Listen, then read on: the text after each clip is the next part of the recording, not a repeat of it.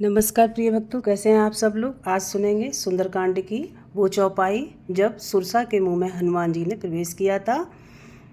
सुरसा नाम अहिन के माता, पठहिन आए कहीं तेहि बाता। आज सुरन मोहि दीन आहारा, सुनत वचन कह पवन कुमारा। जय सिया राम। सुरसा के मुंह में इसका सार सुनेंगे।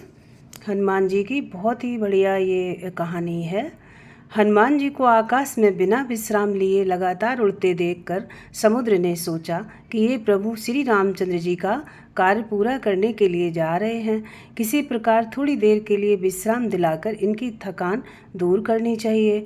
उसने अपने जल के भीतर रहने वाले मैनाक पर्वत से कहा, मैनाक तुम थोड़ी देर के लिए ऊपर उठकर अपनी चोटी पर हनुमान जी को बिठाकर उनकी थकान को दूर करो।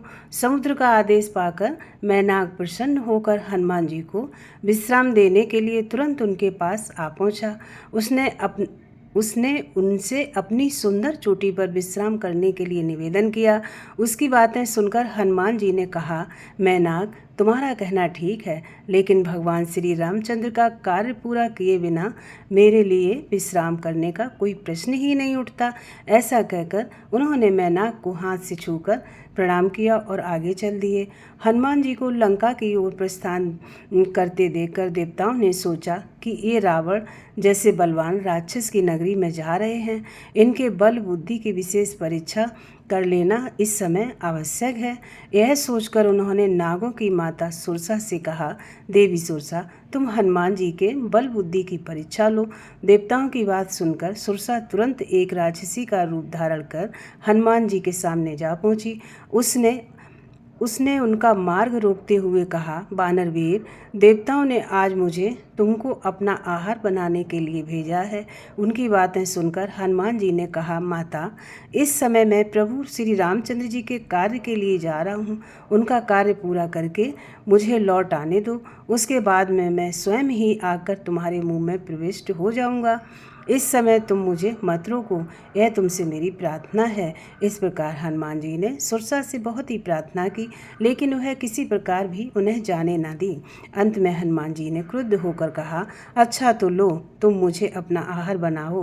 उनके ऐसा कहते ही सुरसा अपना मुंह 16 योजन तक फैलाकर उनकी ओर बढ़ी। हनुमान जी ने तुरंत अपना आकार उसका दुगना अर्थात 32 योजन तक बढ़ा लिया। इस प्रकार जैसे जैसे वह अपने मुख का आकार बढ़ाती गई, हनुमान जी अपने शरीर का आकार उससे दुगना करते गए। अंत में उसने अपना मुंह फैलाकर 100 योजन तक चौड़ा कर लिया। तब हनुमान जी तुरंत अत्यंत छोटा रूप धारण करके उसके उस 100 योजन चौड़े मुंह में घुसकर तुरंत बाहर निकल आए। उन्होंने आकाश में खड़े होकर सुरसा से कहा, माता देवताओं ने तुम्हें जिस कार्य के लिए भेजा था वह पूरा हो गया। अब मैं भगवान श्री रामचंद्र के कार्य के लिए अपनी यात्रा पुनः आगे बढ़ाता हूँ। सुरसा ने तब उनके सामने अपने असली रूप में प्रकट होकर, महावीर हनुमान, देवताओं मुझे तुम्हारे बल बुद्धि की परीक्षा लेने के लिए भेजा था। तुम्हारे बल और बुद्धि की समानता करने वाला तीनों लोकों में कोई नहीं है। तुम शीघ्र ही भगवान श्री रामचंद्र जी के सारे कार्य पूर्ण करोगे, इसमें कोई संदेह नहीं है। ऐसा मेरा आशीर्वाद है। सुरसा हनुमान जी को आशीर्वाद देकर वहाँ से चली गई। जय सिया राम। जय जय श्री राम। बोलो पवन पुत्र हनुमान की जय। श्री रामचंद्र भगवान की जय। वीर हनुमान अति बलवाना, वीर हनुमान अति बलवाना। राम राम बसियो रे, प्रभु के मन बसियो रे। राम राम रटियो रे, प्रभु के मन बसियो रे। वीर हनुमान अति बलवाना, राम राम रटियो रे,